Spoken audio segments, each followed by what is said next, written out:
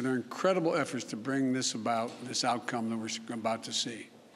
You know, we've held intensive high-level discussions, hour by hour, literally. Egypt, the Palestinian Authority, and other Middle Eastern countries, with the aim of avoiding the sort of prolonged conflict we've seen in previous years when the hostilities have broken out. I extend my sincere gratitude to President Al-sisi and the senior Egyptian officials who played such a critical role in this diplomacy. I also appreciate the contributions of other parties in the region who've been engaged in working toward the end of hostilities. These hostilities have resulted in the tragic deaths of so many civilians, including children. And I send my sincere condolences to all the families, Israeli and Palestinian, who have lost loved ones, and my hope for a full recovery for the wounded. Giorgio Cafiero, live there from Washington, D.C. He's the CEO of Gulf State Analytics. Welcome to the program. Right, so we heard Joe Biden there praising Egypt. What role has Egypt played in brokering the ceasefire?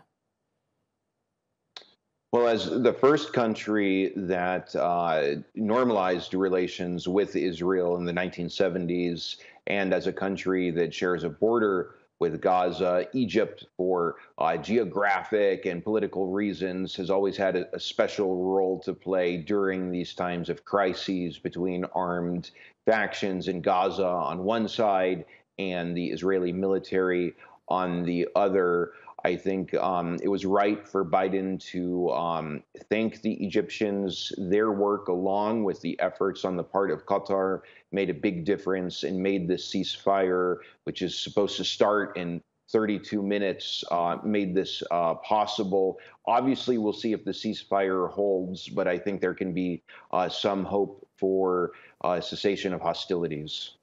And talk to us a bit more about the way these 11 days have influenced the conversation in the US regarding the Palestinian struggle with the general public, first of all, and then, of course, within the Democratic Party. Yeah, it's important to ask how this past confrontation over the last 11 days, how it differed from previous confrontations, you know, going back 2014, then 2008, 2009.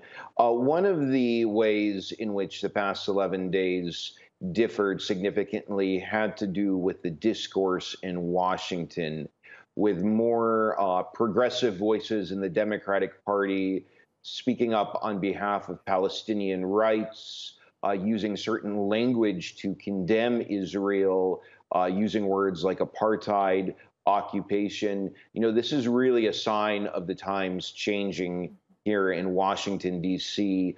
Years ago, it would have been very difficult to imagine U.S. lawmakers of either political party using that kind of language when talking about Israeli conduct. Giorgio, sorry to jump in there, because I'm hearing you speak, and you know, this is great to hear that. But when I've just heard, you know, President Biden repeat that mantra once again, that Israel has its right to defend itself, saying that it will replenish the Iron Dome. So, you know, if that is the US president, he's at the top.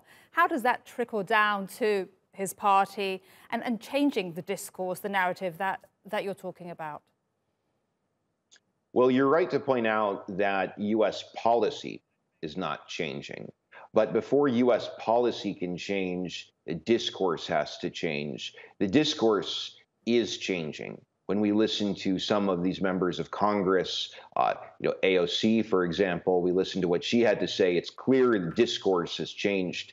The question right now is going to be how the Biden administration responds to this shift in the conversation. Will pressure from the more progressive Democrats have any effect on Biden, or is Biden going to choose to ignore that pressure? Time will tell, but certainly within the Democratic Party, the dynamics are different, and I think people in Israel are taking note of that right now. Great to get your analysis. Giorgio Cafiero, live there from Washington, D.C., CEO of Gulf State Analytics. Appreciate it.